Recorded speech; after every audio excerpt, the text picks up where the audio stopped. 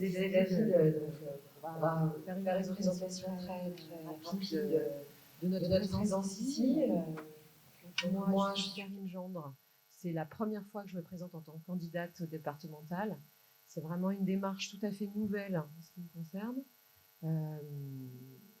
et qui répond aussi à tout un cheminement qui est avant tout personnel, qui a été celui d'avoir des agissements autour de la consommation bio, etc. Je suis une citoyenne tout à fait banale qui peu à peu apprend à consommer autrement, à avoir envie de s'engager.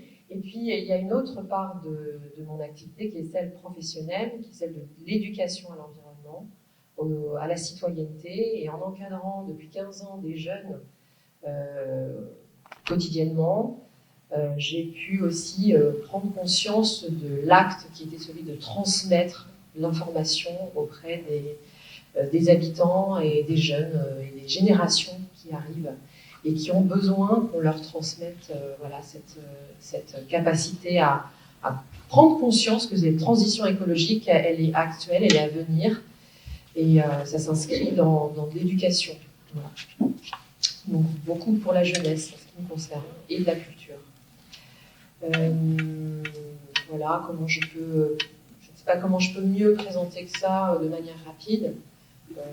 Si après vous avez des questions, évidemment, voilà, j'y répondrai. On s'est découvert avec Karine donc pendant cette campagne électorale qui était aussi pour moi la première, et j'avoue avoir découvert une personnalité, une énergie, des compétences qui feraient du bien aussi dans une assemblée départementale, parce que vous avez une candidate, et ça m'arrange de dire ça parce que c'est ma binôme, donc si elle est élue, je le serai moi aussi. Mais c'est évidemment quelqu'un qui a beaucoup aussi de sincérité dans sa démarche et une vraie personne de terrain engagée. Et on voit que chez certains de nos élus actuellement, c'est ce qui manque, la proximité avec le terrain et la proximité avec les vrais sujets qui sont importants pour nous. Donc moi je suis David Blaise-Martin, donc je suis également candidat pour la première fois dans cette aventure électorale. Et alors il y a deux choses que je voulais expliquer ce soir rapidement. La première, c'est pourquoi cette réunion, pourquoi on ne l'a pas fait juste nous sur le canton de La Rochelle-Ouest, mais on a invité les copains de l'ensemble de l'agglomération, et aussi nos amis tête de liste, candidats sur la liste des régionales avec Nicolas Thierry. Ça symbolise bien notre collectif, ça symbolise bien notre campagne et notre candidature.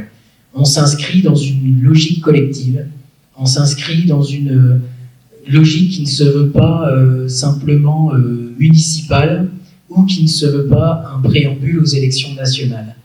Et on a construit, et pour avoir suivi les campagnes de mes concurrents, je pense pouvoir dire qu'on est les seuls à avoir véritablement construit une vision départementale, une vision de la gestion du département comme telle. Et donc pas simplement je vais aller chercher des sous au conseil départemental pour les projets de ma commune, pour les projets de ma mairie, pour les projets de mon quartier, pour mon centre social de mon quartier.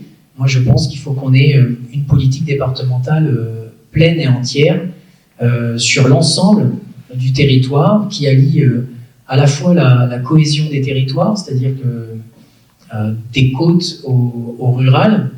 On a construit ce programme avec les cantons de Saujon, de Mata, de Saintes, d'Oléron, de Ré.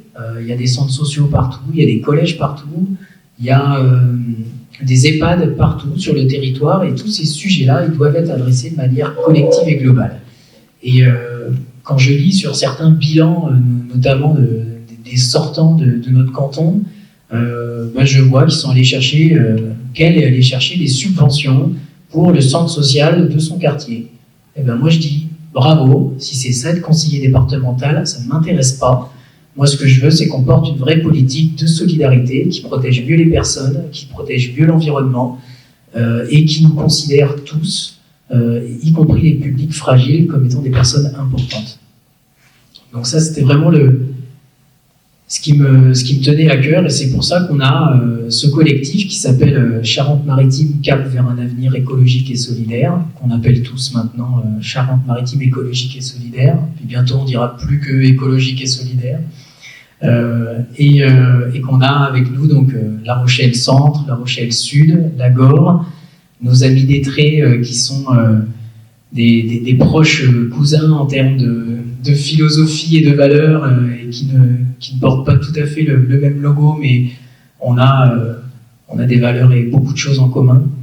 Et puis Katia et Stéphane donc, qui représentent la candidature au régional. Et puis la deuxième chose que je voulais vous partager finalement, bah, c'est pourquoi je suis là.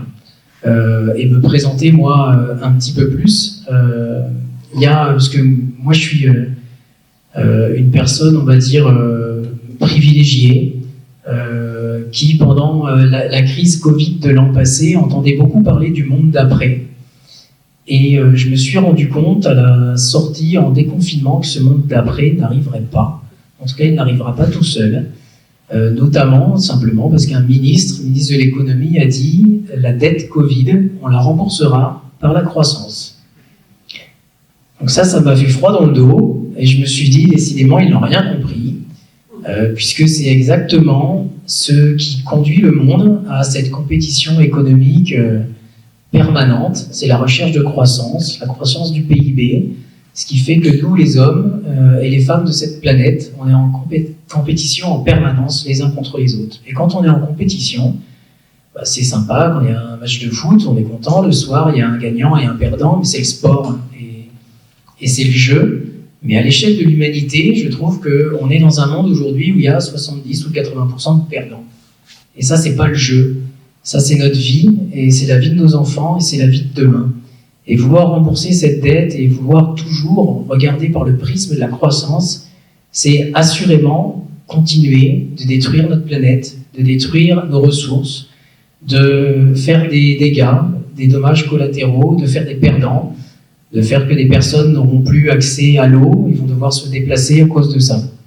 Alors effectivement, ce que je vous dis là, on est très loin du programme départemental, mais ce qu'on a fait avec une centaine de personnes pendant 3 mois, c'est poser cette vision, là c'était mes mots à moi, mais c'est poser cette vision sur les compétences du département. Donc on s'est interrogé et on s'est dit en commission agriculture comment on pouvait acquérir du foncier agricole, notamment au-dessus des zones de captage d'eau pour installer des paysans bio.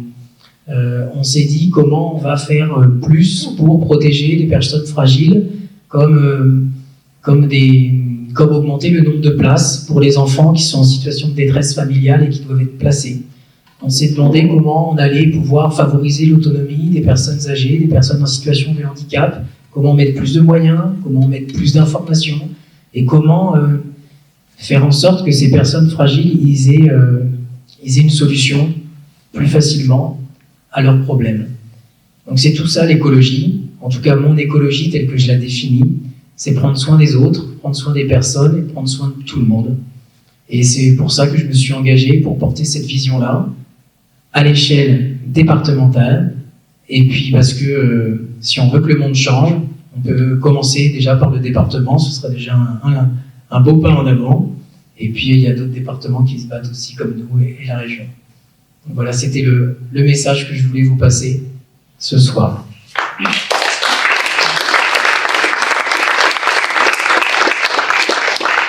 si je peux me permettre de rajouter juste un point, et c'est ce pourquoi aussi on s'est très bien entendu avec David, c'est que nous sommes des personnes qui croyons beaucoup à l'échange, au débat, au collectif. Et pour nous, être citoyen, c'est s'engager dans un acte politique, c'est-à-dire aujourd'hui, si on s'engage, c'est qu'on a envie de dépasser un petit peu cette posture où les informations, les décisions se prennent toujours d'en haut. On veut s'engager en tant que citoyen et on veut engager les citoyens à s'engager eux aussi. Et donc c'est avec cette simplicité-là aussi du discours, avec cette capacité à réunir les gens autour des idées, qu'on souhaite mener cette campagne jusqu'au bout. Voilà.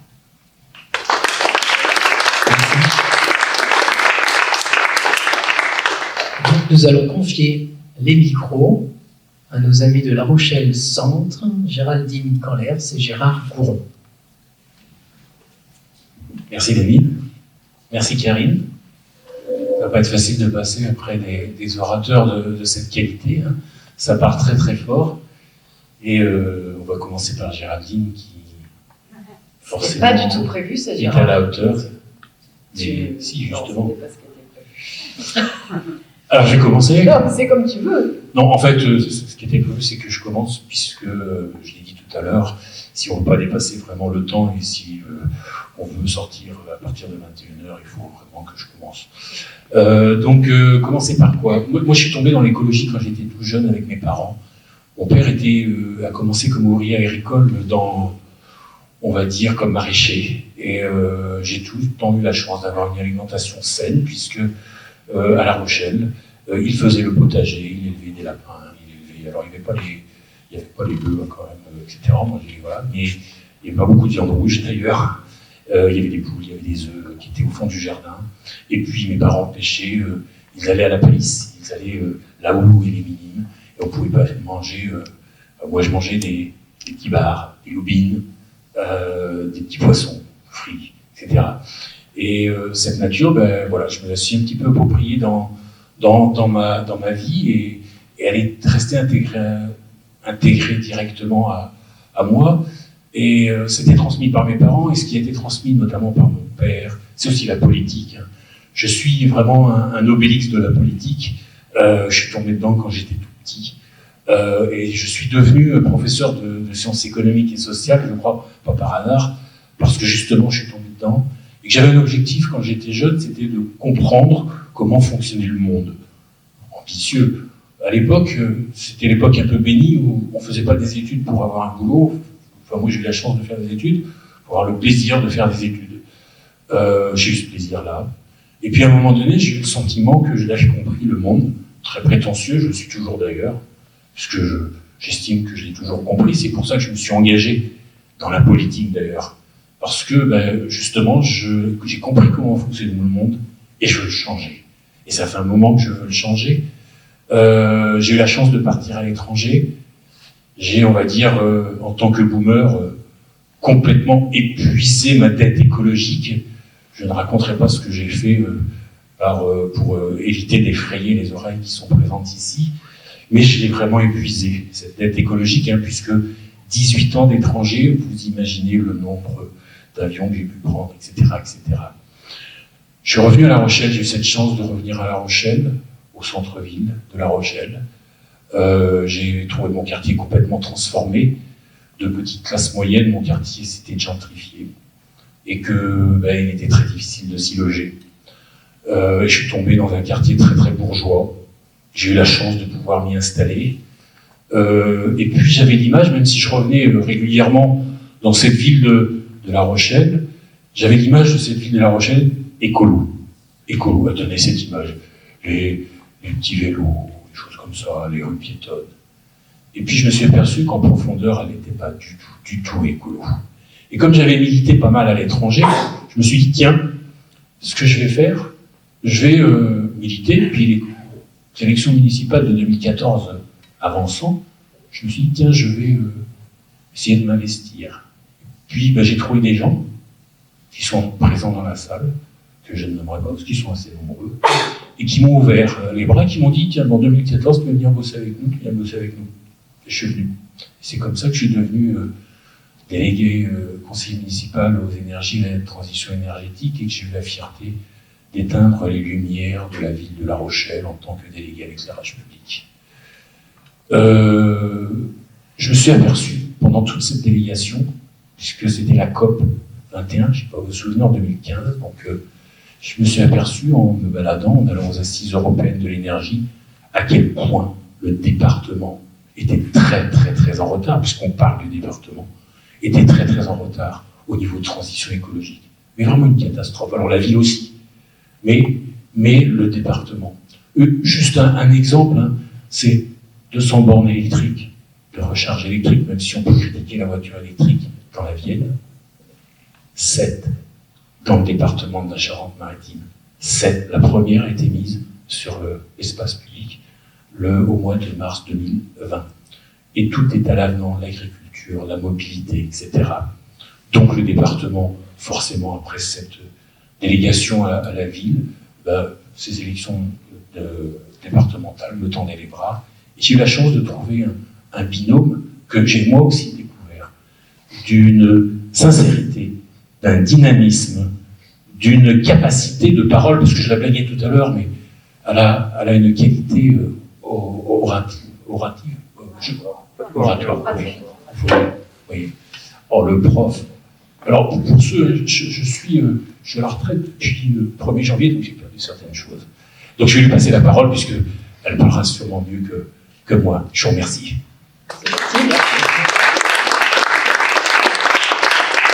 Je suis un peu perdue, je ne sais plus trop dans quel ordre. J'avais envie de m'inspirer de Karine, parce que tout comme Karine, je suis novice en politique, il ne faut pas croire, comme je dis dans la vidéo au début. C'est mon premier engagement, donc dans une élection et dans un parti, même si je n'ai pas encore pris la carte, puisque je suis candidate d'ouverture. Je crois que c'est mieux de dire comme ça au final. J'aime bien dans candidate d'ouverture, il y a à la fois cette cette fonction entre guillemets, parce qu'on est quand même candidat depuis presque 6 mois maintenant en travail, in progress.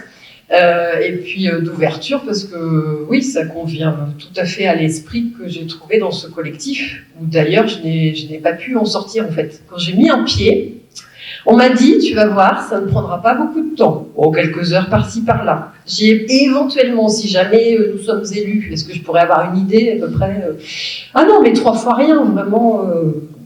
Bon, je pense que j'ai réalisé maintenant, mais c'est pas grave, ça a été avec tellement de plaisir ce travail collectif. J'ai tellement appris, puisque novice donc sur la plupart des sujets évoqués, pas sur tous, puisque j'ai aussi une activité professionnelle, voire 2. Donc il y a des sujets sur lesquels j'ai quand même quelques connaissances, mais j'ai dû déjà beaucoup m'instruire de ce que j'ai pu trouver tout simplement sur le site internet du conseil départemental au départ, pour préparer un petit peu les chiffres, les proportions, les compétences d'un département. Je pense que je ne savais pas la moitié du quart de ce que j'ai découvert. Donc j'ai énormément appris et je n'en serai jamais suffisamment reconnaissante pour tout ça. Et de l'ambiance dans laquelle nous avons appris, tout en visio, peut-être centaines d'heures de visio, enfin beaucoup quand même, je pense que tu les as comptabilisées. Je pense que si la relation n'avait pas été aussi enthousiasmante, voilà, j'ai envie de dire, moi quand je suis enthousiasmée, on peut me faire pas n'importe quoi, mais presque, donc on me fait rouler, il n'y a pas de souci. Et je peux devenir personne ressource, ça me dérange pas du tout parce que je sens quelque chose de positif. Et vraiment, ce collectif, il est enthousiasmant, il est positif. Et j'ai envie d'y aller pour mes enfants, j'ai envie d'y aller pour tous les enfants, parce qu'accessoirement, je suis quand même professeuse depuis 30 ans. Voilà, c'est ma 30e année. Donc, être professeur, au début, il fallait pas que je le dise. Gérard, il ne voulait pas. Il dit, tu vas pas dire que tu es professeur, parce que pas dire. Alors, je ne peux plus m'en empêcher maintenant. Bon, c'est logique, c'est dans ma nature. Ça fait beaucoup de déformations professionnelles, c'est sûr, on le sait. Mais d'un autre côté, c'est quand même le contact avec nos enfants. C'est le contact avec les collèges, puisque avant, j'étais plus en lycée, mais depuis 10 ans, je suis en collège. Et donc, du coup, une des spécialités choisies dans les sujets qu'on a pu se répartir dans les commissions, ça a été très naturellement les collèges. Je pense que c'est assez naturel d'aller vers les domaines qu'on fréquente, tout simplement, qui sont plus de la moitié de ma semaine de travail et de mon année et de ma vie maintenant. Voilà, plus de la moitié de ma vie, ça c'est clair. Il se trouve que comme je suis un tout petit peu active, j'avais des envies d'interprétariat, c'est sûr, j'en ai fait aussi d'interprétariat parce que je suis professeur de langue, mais d'entrepreneuriat. Donc ça, je les ai assouvis il y a presque 10 ans maintenant. J'ai commencé en auto-entreprise et puis j'ai converti en entreprise, voilà. Donc entreprise privée, je ne vais pas développer là-dessus, mais du coup j'ai développé d'autres compétences avec beaucoup de plaisir et avec un pays avec lequel je pratique du commerce, c'est vrai, il faut le dire, mais avec lequel justement j'ai trouvé un rythme de travail qui me convient beaucoup mieux que le rythme effréné de la mondialisation. Donc moi je suis vraiment dans l'européanisation et dans les échanges européens. J'ai aussi un petit peu empiété mon empreinte carbone par le passé, parce que j'ai pas mal voyagé, mais voilà, je pense que je suis raisonnable, je pense que je suis devenue de plus en plus raisonnable jusqu'à avoir comme mantra la sobriété heureuse, je l'ai souvent dit dans mon pitch résumé là que l'on a publié sur les 4 pages, etc. La sobriété heureuse, ça me parle vraiment. Mon grand-père, je vais donc terminer par le côté nostalgie parce qu'il le faut aussi, mais ce sont nos racines. Ce sont nos racines et là-dessus on se retrouve, on s'est trouvé comme sur plein de sujets, on s'est trouvé naturellement. C'est ça qui est très chouette. Mon grand-père, lui, était paysan et policier au commissariat central de La Rochelle, donc biactivité. Et je pense que c'est un des ancêtres de l'agroécologie, parce qu'il cultivait vraiment en agroécologie. Il pestait, je l'entendais pester, quand j'étais petite, contre les produits phytosanitaires et autres engrais dégoûtants. Voilà. Il avait des mots assez crus, d'ailleurs, à l'égard de ses collègues, on va dire agriculteurs. Lui n'était qu'un petit paysan. Voilà. Donc j'ai gardé un peu ça de lui. Je l'ai bien en tête à s'exprimer là-dessus. Et puis j'ai aussi autour de chez moi, parce que j'habite la maison familiale ancestrale à la fond, des arbres plus que centenaires qui sont classés. Donc je suis vraiment baignée aussi de végétation, de nature. Je suis très, très naturophile. Voilà. Et puis tant d'autres choses, mais je serais sujette à la critique si je continuais. Je voudrais revenir quand même, je vous l'avais dit, elle parle très très bien. Il faut de temps en temps quand même un petit peu. Je voulais juste vous dire pourquoi pas professeur. Moi j'ai pas honte, j'étais professeur aussi, la transmission est importante. Et je veux dire, on a d'autres compétences. Géraldine a les compétences de gestionnaire puisqu'elle s'occupe effectivement d'un commerce privé. Moi je suis prof d'économie, j'étais prof d'économie et je m'occupe également d'une entreprise, je travaille dans l'économie sociale et solidaire en tant que bénévole, puisque je suis coopérateur dans des coopératives de production d'énergie renouvelable. Et ce que je veux dire, c'est que on a beau être écologiste, on n'en est pas moins compétent sur le domaine de la gestion publique, budgétaire. Voilà. Et c'est ça qui est important, et je crois qu'il faut le dire. Et on va laisser la place à notre binôme du canton sud. Ils vont se présenter parce que vous allez voir, c'est des gens qui sont très très peu connus sur le territoire en question.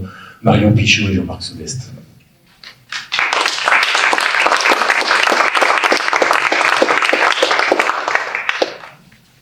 Marion, bonjour. Bonsoir Jean-Marc. Je te laisse commencer ou tu veux que Je peux commencer si tu veux. Vas-y. Bonsoir à tous. Alors, du coup, je vais m'inspirer moi aussi de la présentation de mes collègues et vous expliquer un peu ce qui m'amène aujourd'hui à me présenter à ces élections départementales.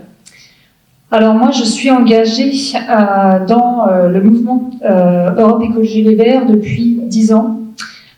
Et qu'est-ce qui a fait que il y a 10 ans, je me suis engagée? C'est qu'en fait, j'ai trop entendu ma génération critiquer finalement, à juste titre, les politiques. Et je me suis dit, mais on ne peut pas rester à critiquer. En fait, il faut qu'on agisse. Et il faut qu'on prenne le pouvoir pour défendre nos causes. Et la cause de ma génération, c'est effectivement de se dire on a une planète qui est bien en souffrance et il faut qu'on arrive à changer le modèle pour qu'on puisse pouvoir y vivre et qu'on puisse aussi faire vivre nos propres enfants. Donc ça, c'était pour mon engagement politique. Sur mon parcours professionnel, il est divers et varié, puisque j'ai travaillé d'abord dans le milieu culturel, puis ensuite dans le milieu de l'insertion professionnelle, et maintenant je travaille dans une association d'éducation populaire. Et en fait, dans mon parcours, ce qui relie ces différents domaines, c'est que j'ai toujours voulu mettre les personnes au cœur de leurs actions, au cœur du projet. Et même au milieu culturel, moi j'étais vraiment dans l'état d'esprit que chacun puisse avoir une place, que chacun on puisse leur donner la parole. Et c'est pas parce qu'on n'a pas le bagage qu'on n'a pas une place et qu'on n'a pas quelque chose à dire. Donc ça, c'est vraiment ce qui me motive au quotidien. Et je pense que dans le cadre de ces élections, dans le cadre de notre programme, c'est aussi ce qui fait la différence dans notre façon de gouverner. C'est qu'on a vraiment envie de mettre les personnes au cœur du projet, qu'elles puissent être associées à nos décisions. Mais pour être associées aux décisions, il faut se sentir concerné et il faut qu'on ait le droit à la parole. Et pour avoir le droit à la parole, il faut être informé, il faut pouvoir comprendre les enjeux, comprendre comment est-ce qu'on peut agir au quotidien. Donc il y a vraiment cet aspect de pédagogie, de gouvernance, d'accompagnement et d'écoute de nos habitants. Le deuxième aspect qui est important pour moi dans notre candidature et particulièrement sur notre canton de La Rochelle 3, donc c'est le canton de Villeneuve, Bongraine, Tadon, Borgard, Saint-Éloi et j'espère que je n'oublie pas, c'est la question du logement. Parce qu'en fait, on est quand même dans un canton qui aujourd'hui se transforme, puisqu'on avait effectivement des quartiers populaires dans ces cantons, avec vraiment le souhait de pouvoir accueillir des familles, à l'époque où ont été construits notamment les quartiers de Villeneuve. Alors effectivement, la façon dont ça a été construit est discutable, on en est tous conscients, mais il y avait quand même cet accès à la propriété qui aujourd'hui est bien difficile pour notre génération, puisque aujourd'hui les loyers explosent, les achats de maisons sont quasiment impossibles, ce qui fait qu'on a toute une génération qui part en fait en périphérie.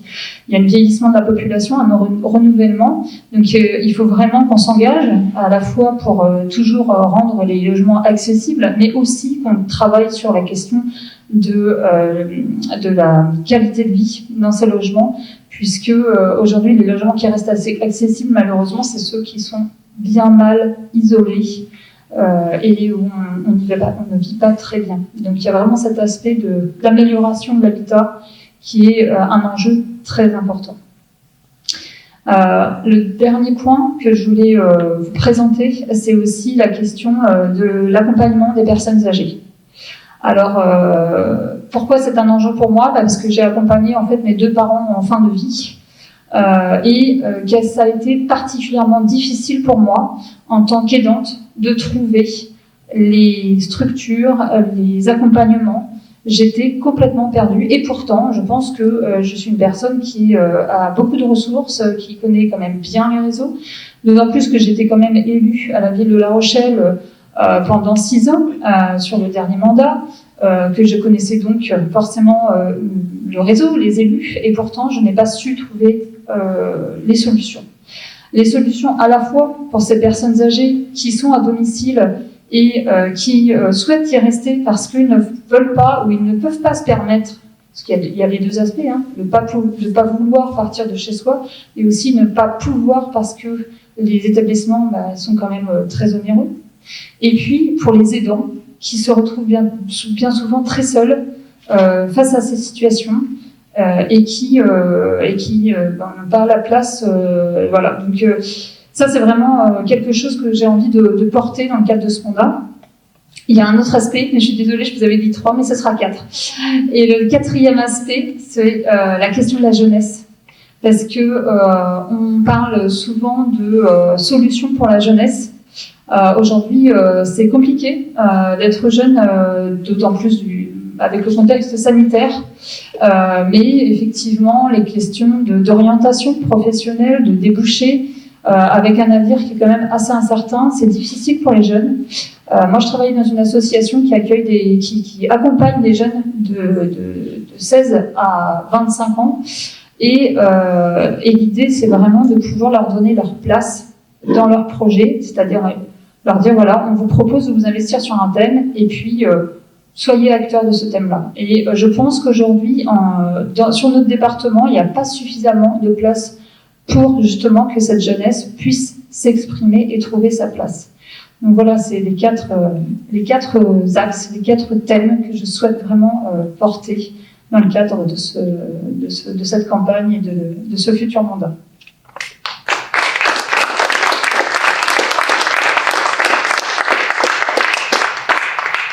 Vous comprenez pourquoi on forme un binôme efficace et qui sera très efficace au conseil départemental. Effectivement, l'expérience d'avoir exercé un mandat n'est pas négligeable. On est quelques-uns ici et Martine Villeneuve qui est présente ce soir ne le démentira pas. Mais ça ne suffit pas.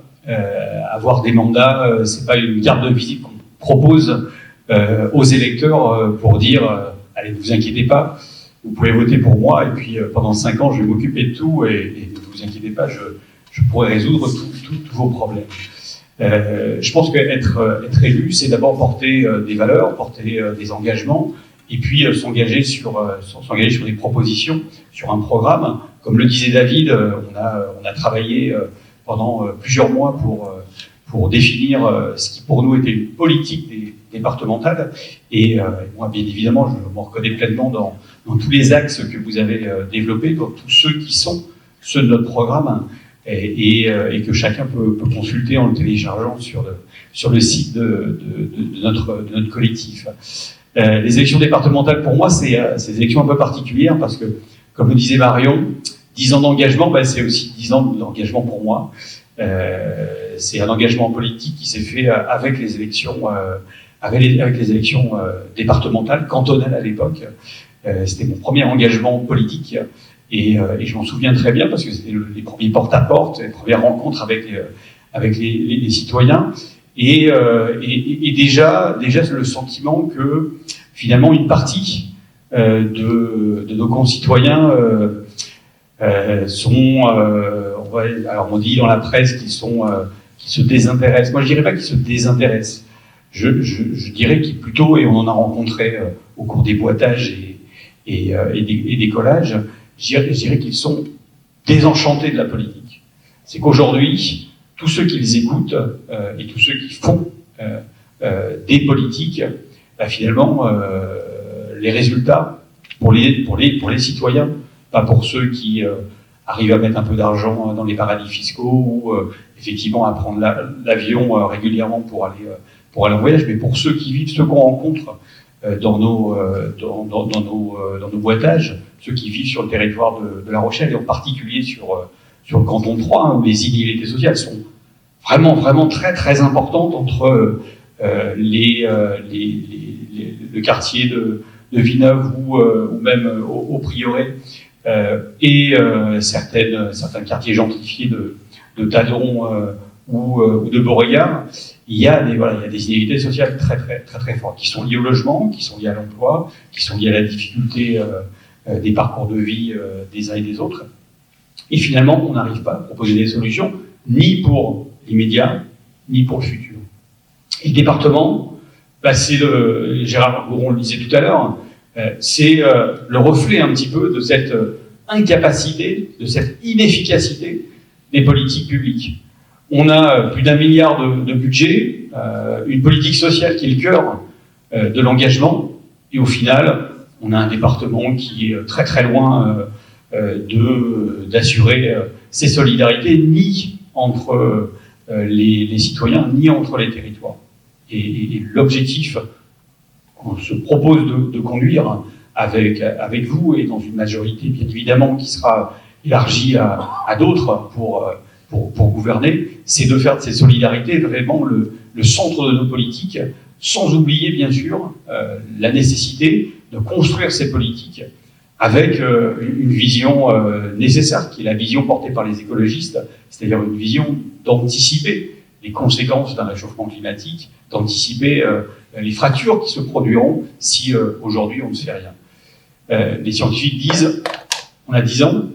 On a 10 ans pour agir, le mandat il va durer jusqu'en 2028. Et donc si on n'est pas à la hauteur des engagements, si on ne mène pas des politiques qui sont des politiques concrètes, on n'y arrivera pas. Politique concrète, ça veut dire quoi? Vous avez tous vu comme moi les chiffres de la pauvreté exploser, y compris en Charente-Maritime, qui touche essentiellement les plus jeunes. On a quand même, tu parlais de la jeunesse, 20% de nos jeunes qui sont en dessous du seuil de pauvreté. La question du logement, on regarde la question du logement, dans les 5 dernières années, on a construit énormément de logements en Charente-Maritime, mais je ne sais pas si vous savez que 1/5 de ces logements sont vides. 1/5 des logements qu'on a construits sont vides aujourd'hui, sont vacants aujourd'hui. On parlait de la précarité énergétique, et elle concerne beaucoup les ménages dans le monde rural, parce que c'est à la fois une précarité pour le mode de transport comme pour le mode de chauffage. C'est aujourd'hui 40 000 ménages en Charente-Maritime qui souffrent de précarité énergétique. Et face à ces chiffres, à ces exemples, quelles sont les politiques départementales? On ne peut pas dire qu'elles soient aujourd'hui à la hauteur des enjeux. Donc, ces engagements qu'on a, on va les porter sincèrement. On les porte sincèrement pendant la campagne, on va les porter avec conviction, comme toujours, quand on sera élu. Mais avec toujours ce souci, et tu le rappelais, parce qu'il est au cœur de notre programme, mais aussi de notre philosophie de gouverner, aucune décision ne sera prise sans associer les citoyens. La démocratie participative, active, et pas seulement la démocratie participative où on informe, on consulte et puis après on fait ce qu'on veut, mais avec une possibilité pour les citoyens de décider, de participer à la prise de décision par des votations. On s'engage à le faire sur des projets structurants et ça sera l'occasion de débattre, ça sera l'occasion de porter devant les citoyens sur le canton de Troyes, mais aussi sur l'ensemble des cantons du département, les politiques publiques. Ça sera aussi le moyen de remobiliser les citoyens dans une participation à la vie publique, et puis de faire que aujourd'hui la menace du Front National, elle n'existe plus, parce que c'est quand même un enjeu considérable. Il faut faire de ces élections des élections aussi de mobilisation contre la droite, contre le Front National, pour porter au département des politiques ambitieuses pour les citoyens, pour le climat. Merci.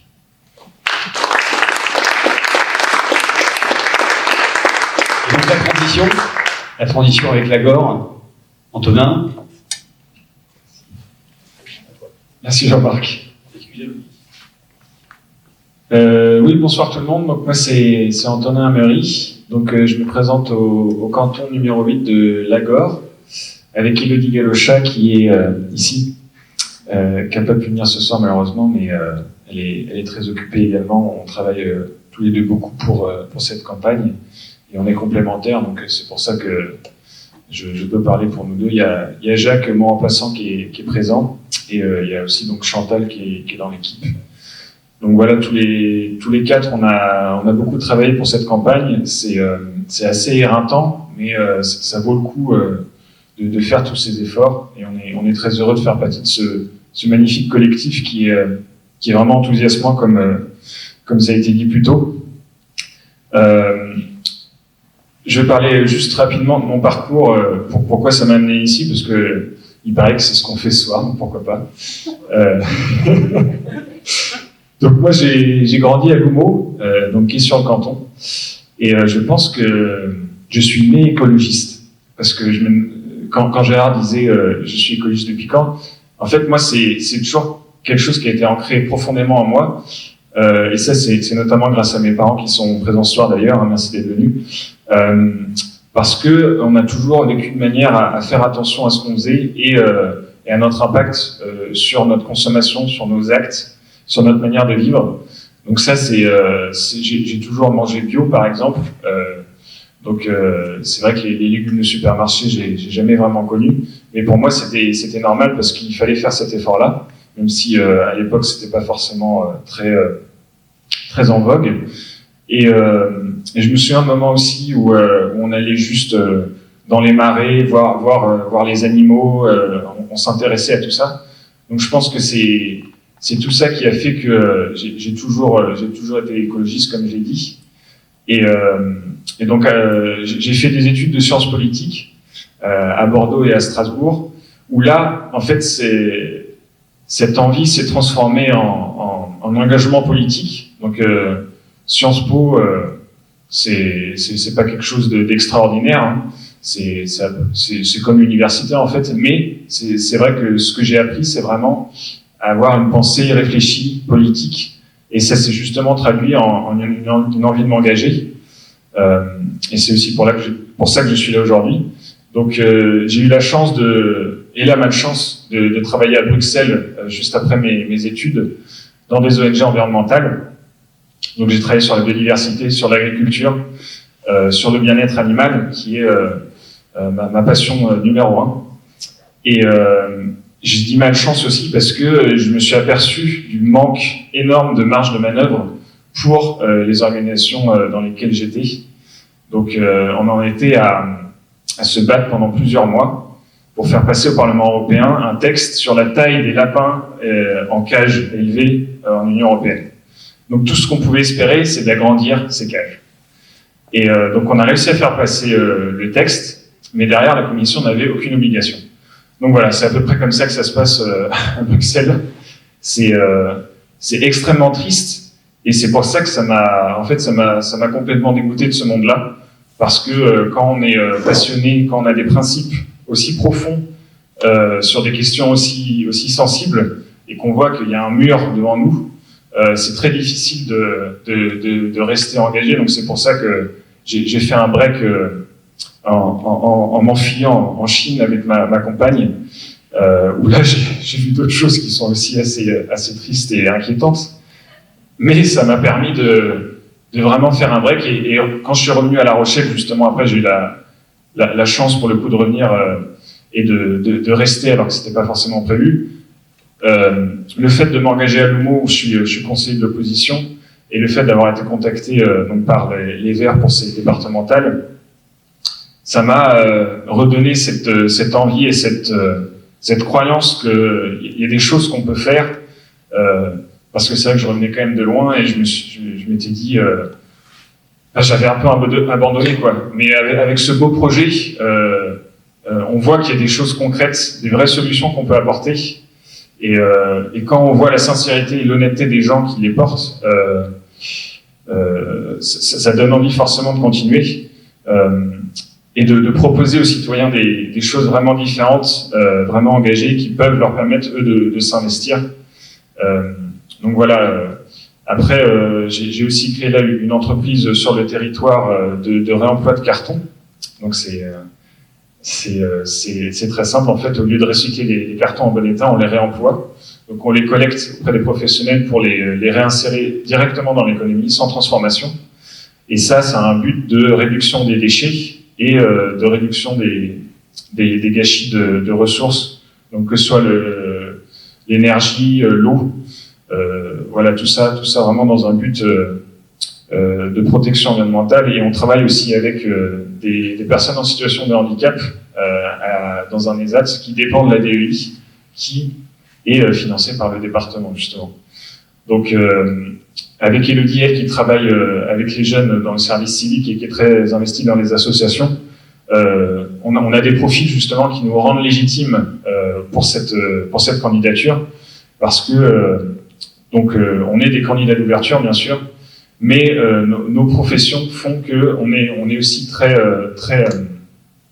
capable et très compétent pour justement porter une vraie politique ambitieuse de département et non avoir des 2-3 mandats comme tous nos opposants. Donc nous, sur le canton de la Gorse, c'est vraiment c'est assez aberrant. C'est un peu un cliché du problème actuel qu'on retrouve dans beaucoup de cantons. Donc vous en connaissez certains, hein, c'est Jean-Luc Allier qui est avec Madame Chipov, qui devait partir d'ailleurs avec Monsieur Mélier, mais qui lui en fait part avec Madame Desvaux. Et ensuite il y a Madame Ferrand et Monsieur Pinault, de la majorité sortante. Donc voilà, là il y a 4 maires sur 6 candidats, et aussi des vice-présidents de la CDA, etc.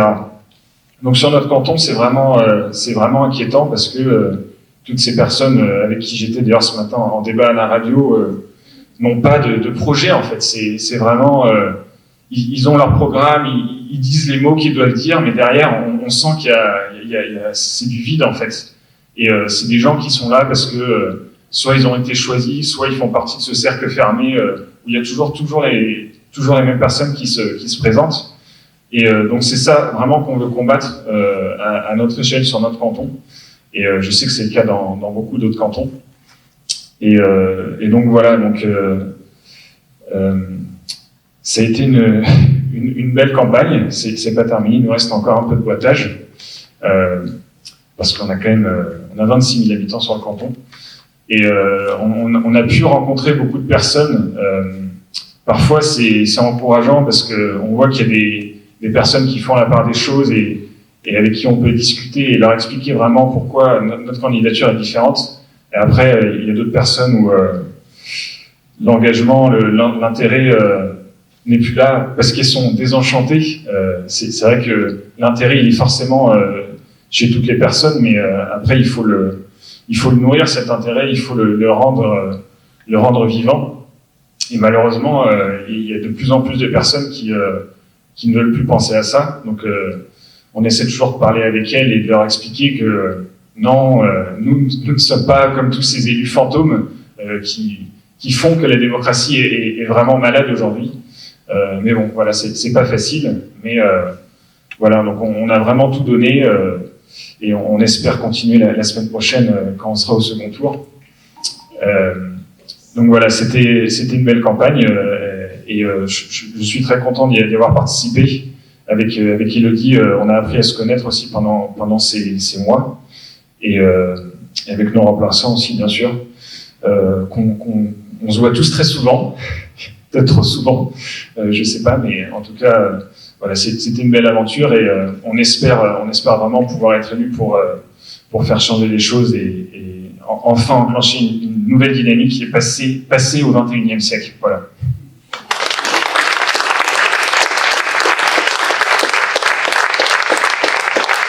Donc je crois que c'est au canton d'Étré maintenant de s'exprimer.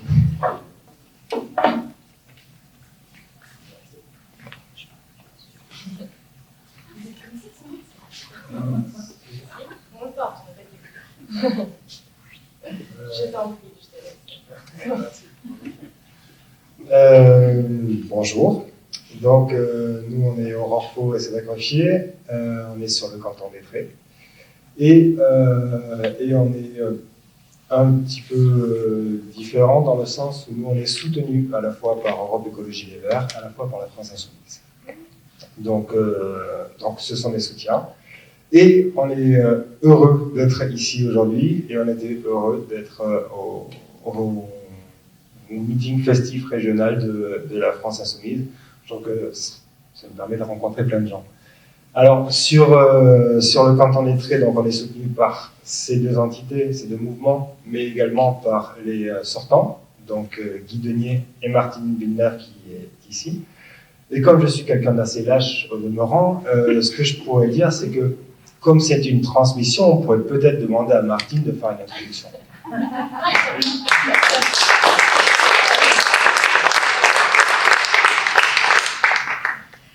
Merci Cédric. Donc Martine Villeneuve, moi je suis élue sortante d'Étré. J'ai été élue donc il y a 6 ans dans le groupe d'Hiver Gauche. Donc on était dans l'opposition, Guy Denier et moi. Et je peux vous dire que c'est très compliqué au département d'être dans l'opposition. En gros, pour résumer, Monsieur Bussereau nous laisse la parole, nous écoute poliment, et puis il passe à autre chose.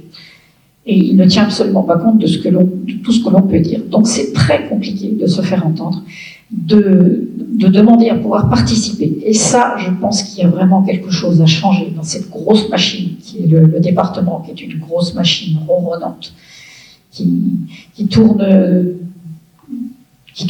en roue, mais depuis très longtemps, qui ne change pas ses habitudes et qui a besoin, à mon avis, d'un grand coup de balai et d'un grand coup qu'il y ait d'autres personnes venant d'autres horizons. Et quand je vous entends tous ici, j'ai vraiment très très envie que des gens comme vous viennent mettre un peu de sang nouveau dans cette structure. Moi, pendant ces 6 ans, je me suis parfois sentie bien seule à essayer de défendre un certain nombre de projets. Je ne sais pas, par exemple, les bassines. Même dans mon groupe, je n'étais pas trop suivie. Quand je parlais des mineurs non accompagnés, qui est également quelque chose sur lequel j'ai beaucoup travaillé, en quelque sorte. Et là non plus, pas beaucoup de suivi. Donc je pense qu'il y a énormément de choses comme ça qui sont des sujets qui ne sont pas traités du tout au département. Et qu'il faut amener, il faut vraiment amener du sang nouveau et changer la vision des choses dans ce département. Et donc, à la fin de ce mandat, je souhaitais, et Guy Denier et moi, nous souhaitions que, pour prendre la suite, pour soutenir ces dossiers sur lesquels nous nous étions battus, on avait vraiment très envie d'avoir des gens qui soient des gens de conviction, qui puissent vraiment, qui ont pu avoir confiance, qu'on sache qu'ils puissent porter ces dossiers que nous avions portés pendant 6 ans sans aucune concession. On a vraiment voulu les porter avec toutes nos idées. Et donc, nous avons rencontré Cédric et Aurore, qui sont comme moi. Je ne suis pas écologique, encartée dans le mouvement écologique. Mais j'ai c'est vraiment quelque chose qui me tient à cœur depuis que je suis élue.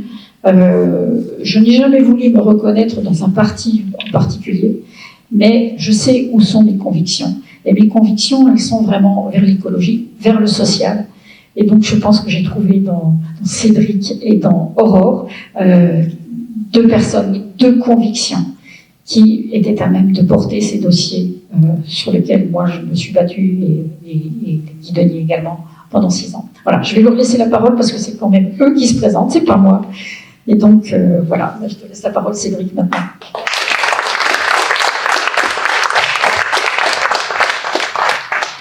Puisque du coup on se présente, donc moi c'est Cédric Ruffier, je suis travailleur social, un terme un petit peu barbare, médiateur en santé communautaire. En fait, je travaille auprès des personnes les plus discriminées au final, les travailleuses du sexe, travailleuses du sexe, les migrants, les usagers de drogue, les très grands précaires, les détenus, enfin les personnes qui vivent avec le VIH. Enfin, je travaille en association et je travaille auprès de tous ces publics. Et on travaille autour d'un principe qui s'appelle la santé globale. On parle d'un constat, c'est que le soin, c'est l'affaire des soignants, la santé, c'est l'affaire de tous. Et quand on réfléchit en termes de santé globale, on réfléchit en termes à la fois de soins, mais aussi à la fois de logement, aussi à la fois de qualité de vie, de qualité de l'eau, accès à la culture, accès aux soins, accès au numérique, accès à... enfin, tout est santé globale. L'air qu'on respire est de la santé globale, en fait, au final. Donc pour moi, en fait, social et écologie, ça ne peut pas aller l'un sans l'autre, en fait. C'est deux pans qui sont imbriqués l'un avec l'autre, en fait. Ça, de mon point de vue, c'est pas possible de réfléchir social sans réfléchir écologique et inversement. Réfléchir à isoler les bâtiments, c'est à la fois de l'écologie, à la fois du social. Tout simplement parce que ça évitera l'humidité, ça évitera les pneumonies, enfin, et à la fois ça évitera des calories qui s'échappent. Et donc, enfin, voilà, on a tous compris l'idée. Donc, mon travail c'est ça, ma vision des choses c'est ça. Je me suis déjà présenté à des élections, personnellement, à des élections législatives, sous l'égide de la France Insoumise, là où j'ai rencontré Jean-Marc Seveste. Et dans ce cadre-là, d'ailleurs, j'ai pu remarquer une certaine vision de la baronnie locale avec des députés déjà en marche, je vais dire, en place. Et on voit en fait une autre vision de la baronnie locale à l'heure actuelle dans ces départementales, en fait, avec des maires déjà en place qui utilisent tout l'attirail qu'ils peuvent utiliser pour faire de la publicité détournée vis-à-vis d'eux. Enfin, je crois que c'est à peu près ce que tu disais toi aussi. Et donc c'est vrai qu'on se retrouve face à ça. Et nous, on utilise quoi comme arme? On utilise l'arme des citoyens, c'est-à-dire qu'on va voir les gens, en fait. On va voir les gens, et en plus c'est plaisant d'aller voir les gens au final. On va voir les gens, on va sur les marchés, on va partout où il y a des gens, on va les voir. Et un truc de fou, je crois que c'est un des trucs les plus enrichissants qu'on fait dans une campagne, en fait. Aller voir les assos, aller voir les gens, voir comment ça marche. Ah tiens, ça je connaissais pas, c'est dingue. Tiens, ça pourrait bien aller avec ça. En tant que coordinateur, on va dire que conseiller départemental, ça pourrait aussi avoir un rôle de liant avec les trucs qui existent à droite et à gauche. Donc, enfin, voilà, bon, je n'ai pas, j'ai pas tergiversé, mais grosso modo, voilà. Pour nous, la politique, c'est vraiment quelque chose de basique. encore un dernier truc, et je vous laisse tranquille. J'ai une vision assez proche de l'éducation populaire également. Et je pense sincèrement que au-delà de faire en sorte que les gens soient au courant de ce qui se passe sur leur territoire, j'aimerais bien, moi personnellement, les faire participer, non pas seulement aux décisions, mais les faire réfléchir à qu'est-ce qu'ils verraient comme solution. On a une problématique, qu'est-ce que vous verriez comme solution? Faire comme des ateliers de travail, en fait, avec ceux qui veulent, avec ceux qui peuvent. On sait très bien que, de toute façon, il peut y avoir que 4 personnes. Mais déjà, si avec 4 personnes, on arrive à faire réfléchir, eh bien, on avance un petit peu. Donc, ça, j'aimerais bien la faire en tant que méthode de travail et réussir à la systématiser pour, au fur et à mesure, que les gens sachent que ça existe. Et puis, ça fait partie des trucs que j'aimerais faire, mais c'est mon côté animateur. Donc, voilà. À toi, au revoir.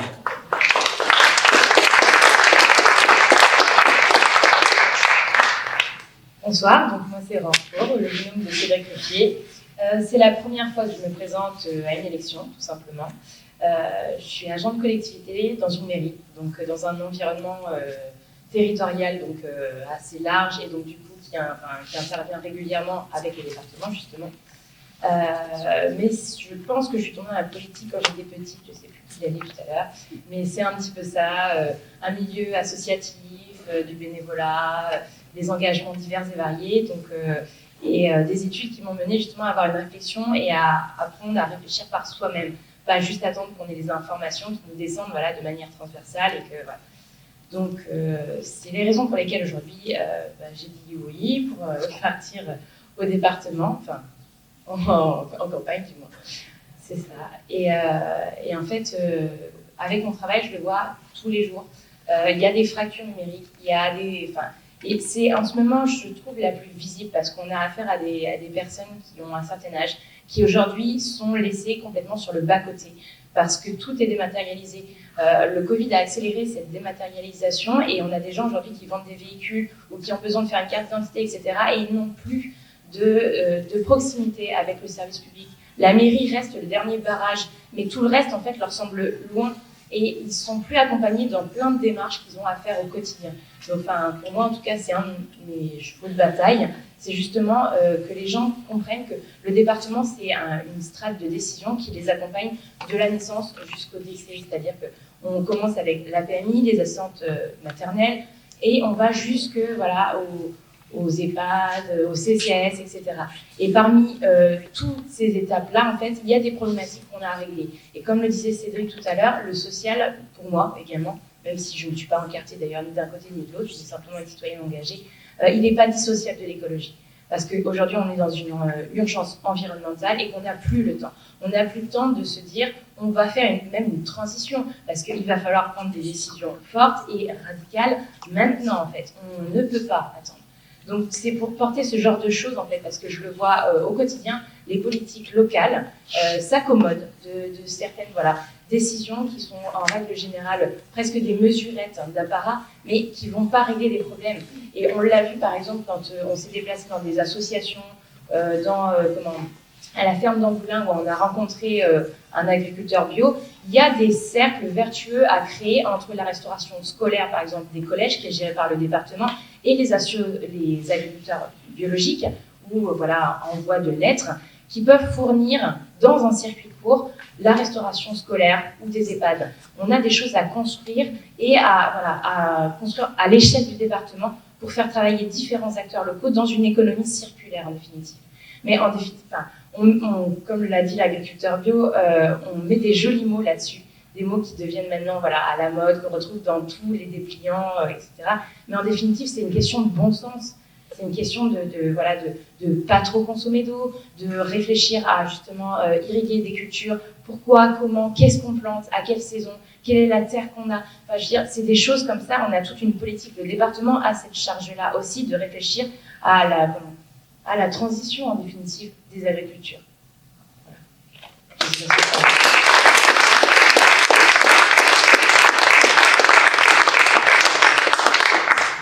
Je crois que c'est à vous, si j'ai bien vu.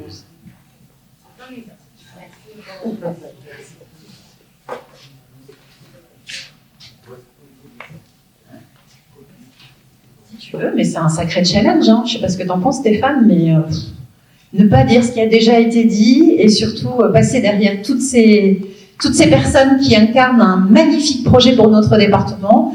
Moi, je voudrais vous le dire, c'est une très grande fierté. Je vous écoute depuis tout à l'heure. J'ai participé au début de cette aventure, ce comité pour les départementales, Stéphane aussi d'ailleurs.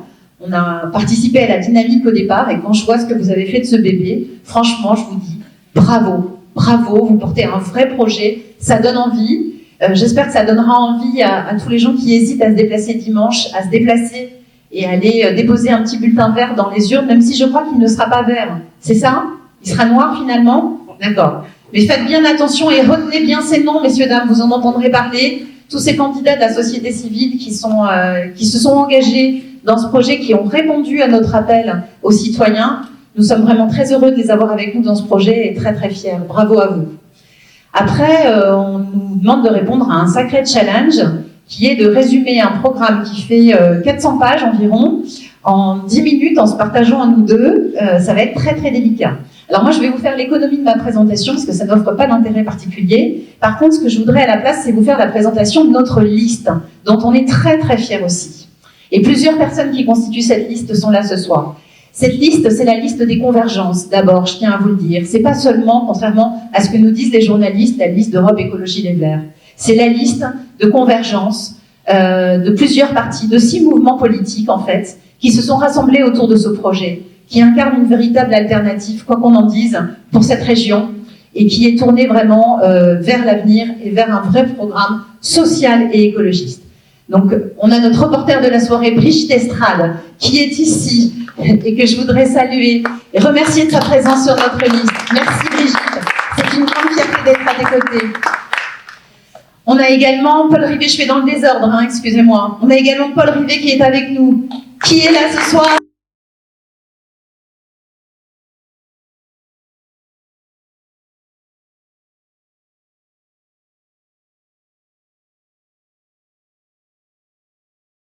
Et pourquoi est-ce qu'il va falloir non seulement que vous votiez pour notre liste dimanche, mais qu'il va falloir aussi que vous fassiez voter pour notre liste dimanche? C'est parce que c'est une élection proportionnelle. L'élection régionale est une élection proportionnelle. C'est une liste. 22 noms sur cette liste. Plus on votera pour notre liste, plus il y aura de gens sur cette liste qui seront élus. Cette liste, elle est pleine de diversité. Et on compte parmi cette liste Éric Perrin. Et je compte sur vous pour qu'Éric soit élu à la région.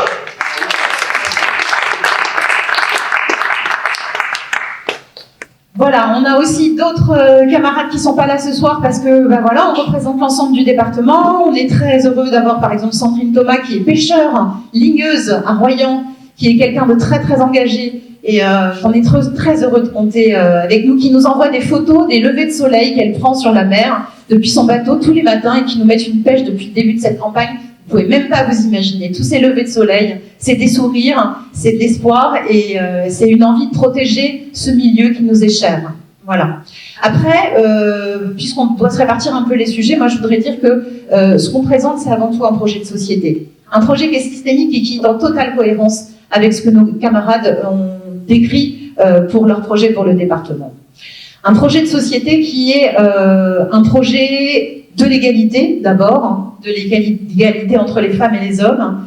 C'est quelqu'un de très engagé dans le domaine qui vous le dit. L'égalité des territoires aussi, qui a été fortement mise à mal dans ce précédent mandat. Alors c'est vrai, on a participé à cette majorité. Hein. On avait 6% en 2015. Donc on a eu une petite place dans l'exécutif. On a été quelques-uns à pouvoir participer à cette politique. On est très fiers parce qu'on a fait sortir la feuille de route Néoterra. On a fait sortir un vrai travail avec les scientifiques qui ont permis d'éclairer l'ensemble des élus qui constituent cette assemblée. Mais encore une fois, les élections régionales étant une assemblée proportionnelle, cette assemblée, c'est quand même, je vous le dis, presque 20% d'élus du Rassemblement national. C'est aussi avec ces gens-là qu'on travaille. Et j'aimerais bien qu'on travaille avec le moins possible, s'il vous plaît, pour le prochain mandat. Voilà.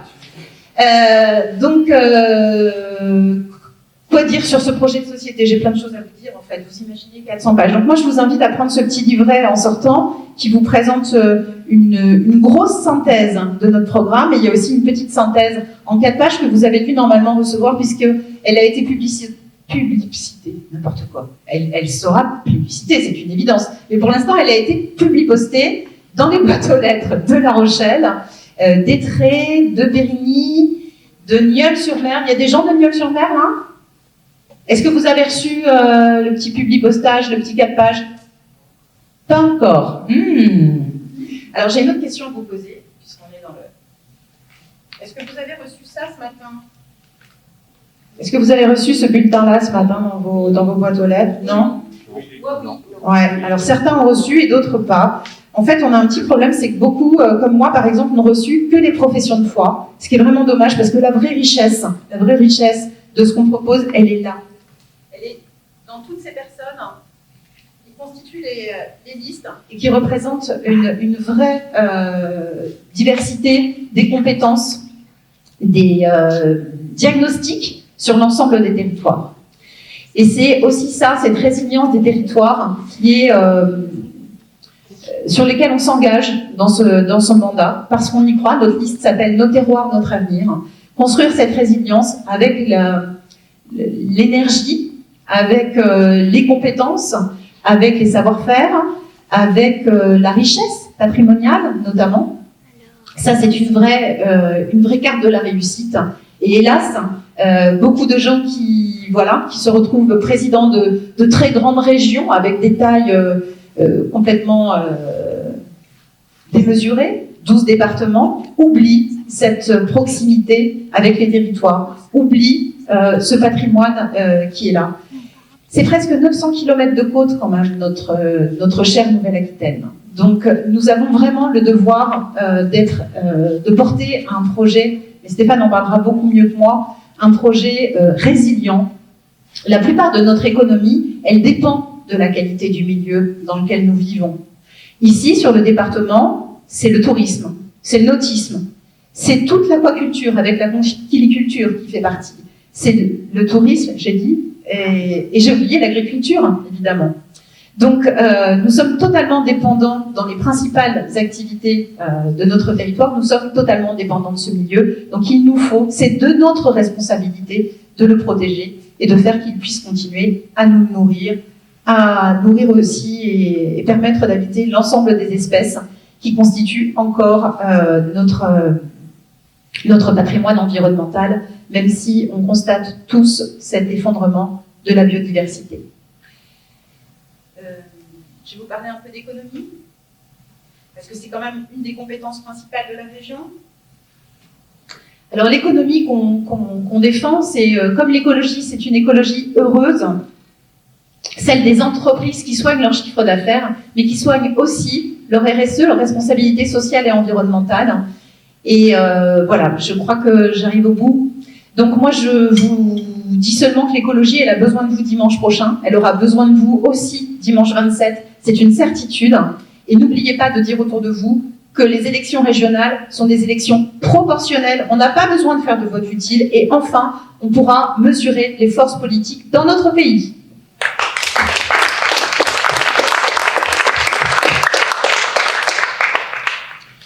Moi, je crois que vous pouvez la saluer, l'applaudir bien fort, encore une deuxième fois. On a vécu des longues galères et puis parfois de très belles aventures et une très belle aventure humaine. Hein. Tu as décrit cette liste extraordinaire. Alors, on voit tout le panel de votre richesse, de la richesse finalement de la liste des listes départementales. Et bien, vous avez la même richesse en fait au niveau de la liste régionale, avec en gros un tiers des candidates et des candidats qui viennent d'horizons de société civile, avec par exemple, tu as cité la patron pêcheur, il y en a qui finissent très bien. On a un tiers effectivement d'encartés, notamment Europe Écologie Les Verts, GRS, donc alors lui, il fait partie, il est EELV, Gilles Clément. On a, alors si tu changes de registre par rapport à ça, Brigitte, on a toute la richesse aussi de gens qui viennent de l'extérieur. Je pense à un Gilles Clément, un jardinier extraordinaire, qui a théorisé, par exemple, tu as raison, par exemple le jardin en mouvement, le tiers paysage, plein de choses très intéressantes. On a des scientifiques, je pense à un Denis Salle, par exemple, un spécialiste du climat, je pense à un Vincent Bretagnol, spécialiste de la biodiversité. Donc on a vraiment le substratum pour réussir, je dirais, à articuler, lorsqu'on va gagner, bien à la fois les compétences départementales et les compétences régionales. Mais je parlais avec Katia, pourquoi? Parce qu'avec Katia, on a pris, et je vous disais, des petits morceaux de galère, on a pris par exemple le train pour aller vers cette capitale régionale qui s'appelle Bordeaux pendant 5 ans. On a quelquefois mis 2 heures, 3 heures pour arriver jusqu'à Bordeaux. Il y a une certaine solidarité, on était sur des chantiers souvent différents, tu étais beaucoup sur la culture, j'étais beaucoup sur la biodiversité, l'éducation à l'environnement, dont certains ont parlé, et je crois qu'on n'a pas lâché le morceau. On n'a à aucun moment donné lâché le morceau, et on a été en quelque sorte le petit caillou dans la chaussure d'Alain Rousset. Alors, ce qu'on souhaite maintenant, c'est d'être le gros caillou, et puis ensuite lui piquer les chaussures. Voilà. On veut lui piquer les chaussures parce que tout simplement, on a un projet, et on a un projet pour l'avenir. On a parlé de santé, on a parlé d'emploi. L'écologie, à chaque fois, n'est pas le problème, c'est véritablement la solution. Je me balade tout le temps parce qu'on y est allé avec Nicolas Thierry, par exemple. Vous avez ici, alors je vais le faire dans l'ordre. Vous savez qu'on mange en moyenne, malheureusement, on mange en moyenne, chacune et chacun d'entre nous, la valeur de 5 grammes de plastique chaque semaine. 5 grammes. C'est pas les écolos qui le disent, c'est le WWF. Vous me direz, il y a pas mal d'écolos à l'intérieur. Mais bon. Quand on regarde la qualité de l'eau, alors je ne vais pas revenir à René Dumont, mais on pourrait. C'est-à-dire que les engagements écologistes, nous avons les solutions et nous avons fait les bons diagnostics depuis des générations maintenant. La qualité de l'eau en Charente-Maritime, si vous prenez par exemple le bassin versant de la Charente, on parle de La Rochelle après, puisque vous savez que le périmètre de captage de Coulonges-Saint-Hippolyte alimente pas mal La Rochelle, vous avez seulement 22% de la masse d'eau de la Charente à l'heure actuelle, du bassin versant, qui est en bon état écologique. On se retrouve donc sur le périmètre de captage à Coulonges, donc l'eau qui distribue pas mal la côte, avec plus de 20 pesticides qui sont mesurés, dont de l'atrazine. Je ne vais pas vous faire le cocktail qu'il y a là-dedans. À un moment donné, il faut qu'on prenne nos responsabilités. Et par rapport à ces problèmes systémiques, oui, les écologistes ont des solutions. Et nous le savons, par exemple, il faut mettre, j'ai entendu plusieurs intervenants tout à l'heure, il faut mettre en place, par exemple, de l'agriculture biologique sur notre bassin versant. Oui, il faut sortir de cette agrochimie, finalement, qui nous met en danger. J'ai entendu parler de One Health, la santé unique. Oui, à un moment donné, ça crée des emplois. Oui, ça crée des filières. Oui, ça permet à un moment donné de tout simplement regarder l'horizon qu'on a des écologistes, c'est-à-dire qu'il est un horizon que l'on peut regarder en face et qui redonne espoir. Mais ça se fera à partir du moment où effectivement on est planté sur nos 2 jambes. Il y a la jambe effectivement fondamentale de l'écologie qui est là, qu'on défendra, qu'on a défendue au Conseil régional, et il y en a une autre qui est fondamentale, c'est celle du social. Et à partir du moment où on mènera les deux, effectivement, nous serons en capacité de redonner espoir et de lutter, y compris contre les extrêmes dont tu as parlé. Alors, je ne sais pas quel est le temps dont on dispose, mais 3 minutes, super, ouais, super. Quelques propositions. Voilà, 100 000 emplois verts, par exemple, au niveau de l'emploi. On les sort comment? On les sort via le biosourcing. Vous avez ici, par exemple, une start-up qui est Synthèse. Je suis venu à La Rochelle, j'ai ramené ça. C'est une start-up qui s'appelle Bis Packaging. Ils font en fait des haltères-plastiques, et c'est pour ça que je vous parlais des plastiques qu'on consomme. Et c'est une bouteille, en fait, qui est biodégradable. Alors, vous allez voir, elle a un petit défaut, mais je ne vous le dirai pas maintenant. Je vous le dirai tout à l'heure en off. Par exemple, le bouchon est fait avec du lin. Ça veut dire que dans nos territoires, si on développe un certain nombre de filières, on est capable de répondre à un certain nombre d'enjeux. Et on crée de l'emploi. L'écologie et le social, c'est la solution pour, effectivement, résilier demain. Alors, résilier, on ne va pas résilier non plus par rapport seulement à l'emploi, on va pouvoir résilier par rapport à la culture. Je rentre pas trop parce que si je m'aventure sur ce terrain-là, je sais que Katia aura énormément de capacité de rebond pour me dire plein de choses, mais on veut augmenter très clairement la culture. Et quand on augmente la culture, derrière, on réinvente aussi le lien social. Et le lien social dans notre société avec l'emploi, c'est ce qui fait société, c'est ce qui fait résilience aussi demain. Au niveau des transports, alors je vais parler un petit peu de mes adversaires et de nos adversaires politiques. On peut un petit peu. Allez, 3 minutes. Les transports. On se retrouve à un moment clé où certains, hop, est sorti du chapeau la LGV. 6 milliards, par exemple, pour faire Bordeaux-Toulouse. Ben nous, qu'est-ce qu'on propose à la place? Très pragmatique. On rénove la voie pour à peu près 2 milliards, ça a été chiffré. Hein. Et puis le reste, qu'est-ce qu'on fait? On reventile sur l'ensemble des territoires et on redonne du sens par rapport à ce qu'on a dit. On reventile ces sommes pour des trains du quotidien, pour une granulométrie beaucoup plus forte à l'intérieur du territoire. On redonne finalement, eh bien, une irrigation. Alors le mot, je l'aime pas beaucoup dans certains contextes, notamment quand je parle des bassines, mais là je l'aime beaucoup quand on parle d'aménagement du territoire. Et effectivement, on redonne espoir. On redonne espoir parce qu'on reconnecte les gens, y compris eh bien, au transport du quotidien. Donc vous voyez, il y a toute une série de choses qui pourraient être comme ça. Alors si je fais le résumé de nos adversaires politiques, Alain Rousset par exemple, dont tu as très clairement dit qu'il n'a pas fait la feuille de route Néoterra, parce que si on n'était pas là, il ne l'aurait pas.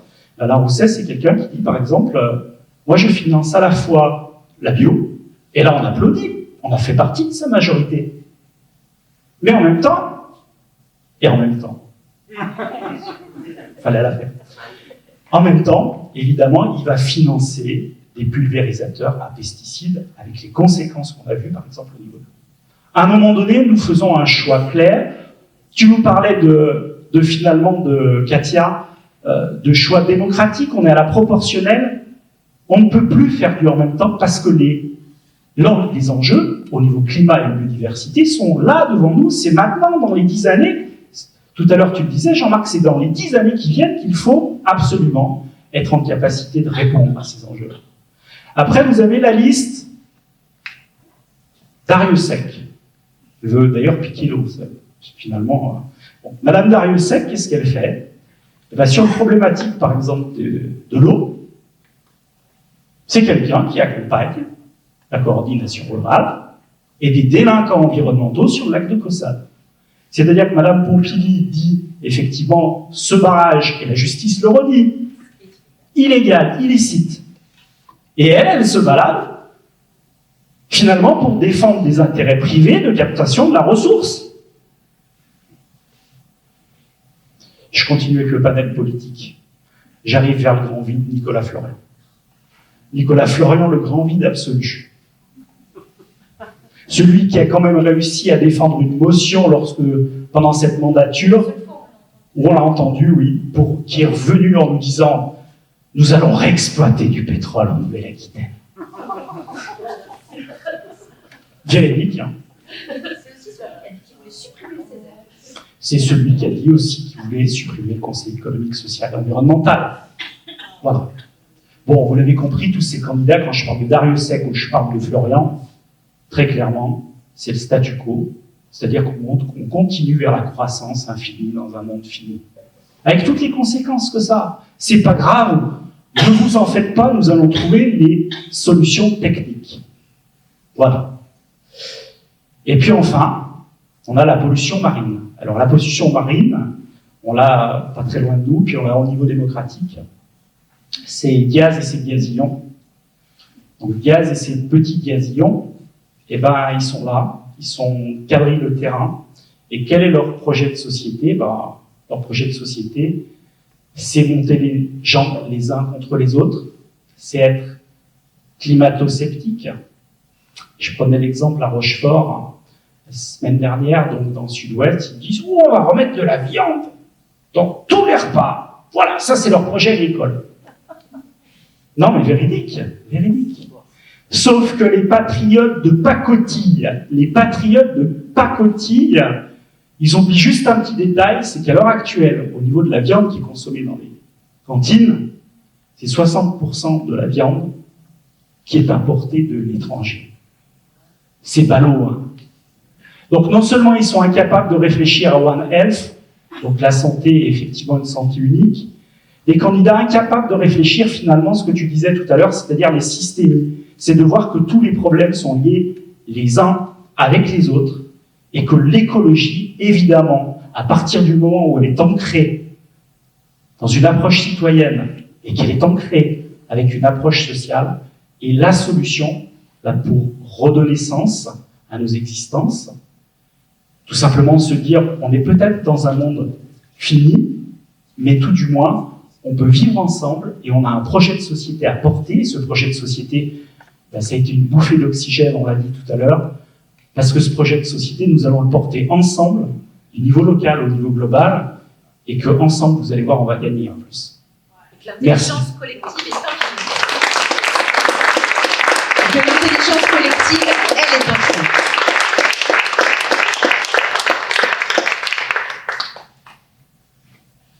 Merci. Alors, en tant que hôte de cette soirée avec Karine, puisqu'on est sur le canton de la Rochelle-Ouest, on vous remercie tous, évidemment, à la fois spectateurs, j'allais dire téléspectateurs, orateurs. Merci à tous d'avoir déjà répondu à notre appel de venir répondre à cet exercice qui était une expression libre, finalement, et on a vu que on n'est jamais aussi bon que quand on s'exprime librement, avec conviction, pour démontrer à la fois notre projet de société, nos compétences et notre envie de changer ce monde qui ne nous plaît pas et pour lesquels nous avons de nombreuses solutions. Parce que oui, Stéphane, tu l'as dit à plusieurs reprises, Katia aussi, l'écologie, c'est la solution. C'est aussi la solution économique, c'est la solution sociale. Ouais, ce qu'on peut ajouter en tout cas de tout ce qu'on a entendu aussi ce soir, de toutes ces interventions, c'est de se dire quand on parle de transition écologique, on a l'impression qu'il y a une forme d'urgence et une forme de peur qui en est aussi. Et quand on nous entend ce soir, moi ce que je vois, c'est qu'il y a beaucoup d'énergie, de nouveaux espoirs, de nouveaux candidats, candidates qui ont envie que les choses changent. Et puis d'avoir une vision qui non plus que locale, mais qui est globale. Et ça, c'est extrêmement important. Et puis, je voulais dire quelque chose et ça m'est passé. Mais tout ça pour vous dire qu'en tout cas, c'est vraiment très, très positif de tous se réunir là, ensemble, d'avoir ce discours cohérent, en tout cas pour notre territoire. Le temps que ça te revienne, je vais juste revenir sur une chose, c'est dimanche 20 juin et 27 juin, aussi pour ceux qui nous regardent, de 8h à 18h, les bureaux de vote sont ouverts. Allez voter, dites-le autour de vous. Voter, c'est important. Et nous, quand on sera élus, on s'engage à redonner foi dans les élus, à redonner foi dans la démocratie, à redonner foi et à redonner envie à ceux qui ne votent plus de voter. Et ça, c'est quelque chose aussi que je m'engage à faire une fois élu. Voilà. Pas de cumul de mandat, c'est promis, Madame Bourdin. Merci beaucoup d'être là et d'avoir répondu. Merci aussi beaucoup David, parce qu'il ne le dit pas, mais il a tellement œuvré à cette organisation que je tenais vraiment à le dire aussi. Et donc voilà.